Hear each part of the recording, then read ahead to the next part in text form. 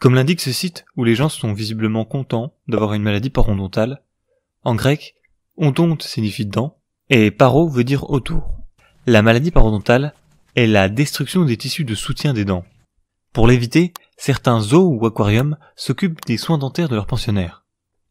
Ici au Texas, les dauphins sont habitués à venir pour se faire brosser les dents.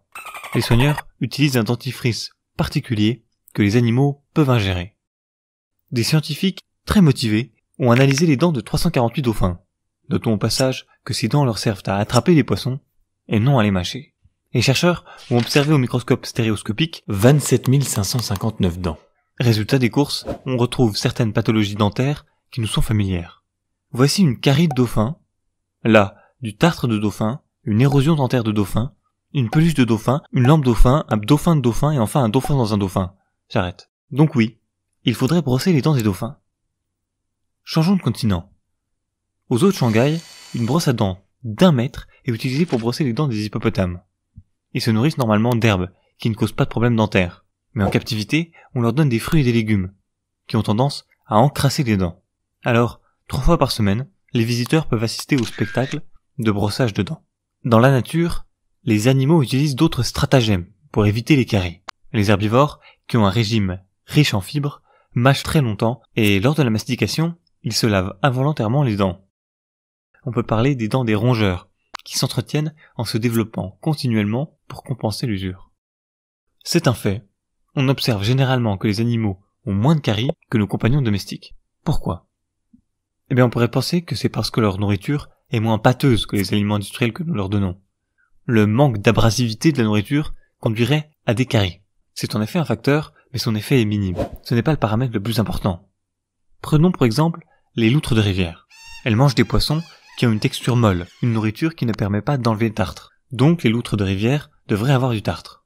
Pourtant, on ne constate que très peu de problèmes dentaires. Si la texture de la nourriture n'est pas la cause de la carie, quelle est-elle ? La différence est probablement liée à la quantité de glucides dans le régime alimentaire. Les glucides contenus dans les aliments industriels sont une source de nourriture pour certaines bactéries dans la bouche.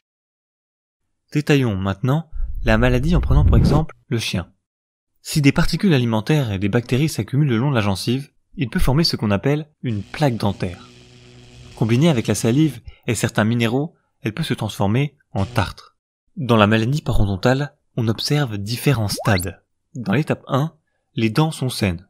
On observe simplement de la gingivite. En bref, le chien a mauvaise haleine, mais il est encore content. L'étape 2 se caractérise par une gingivite évidente. On peut aussi retrouver des poches parodontales. Ce sont des espaces qui se forment sous les dents, favorisant la croissance bactérienne. Les poches parodontales sont une preuve que les tissus ne sont plus attachés à la dent, et donc que la gingivite a évolué en parodontite.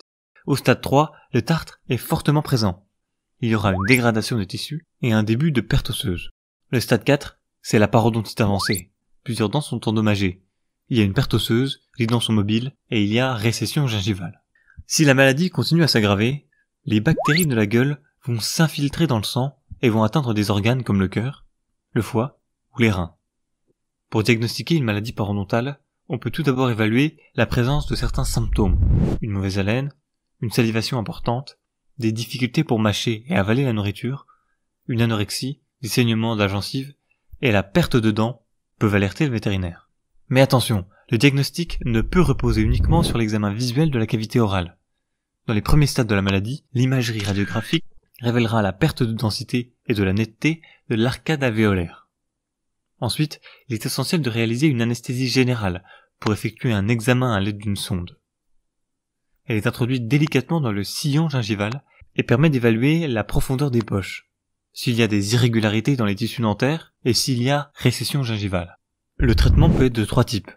Chirurgical, le vétérinaire réalise un détartrage sous anesthésie et potentiellement un curetage ou une extraction dentaire. Le traitement est aussi médical parce que des antibiotiques seront souvent prescrits.